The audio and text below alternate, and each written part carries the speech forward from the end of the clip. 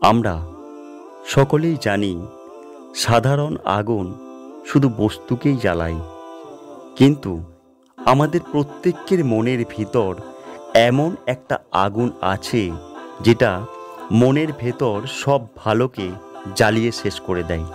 সেটা হলো ক্রোধের আগুন। এই জন্য আপনি আপনাকে কখনোই এই আগুনে জ্বলতে দেবেন না, না হলে আপনার ভিতরে সব ভালো কিছু জ্বালিয়ে ছাই করে দেবে। ক্রোধ বর্জন করুন, সব সময় ক্রোধ বর্জন করার অভ্যেস করুন, মেডিটেশন করুন, ক্রোধ পরিহার করুন। দেখবেন মনের ভেতর এই আগুনে আপনাকে আর জ্বলতে হবে না। ভিডিওটি ভালো লাগলে অবশ্যই আমার চ্যানেলটিকে সাবস্ক্রাইব করে আমার পাশে থাকবেন, লাইক করবেন, বন্ধুদের সাথে শেয়ার করে দেবেন। ধন্যবাদ।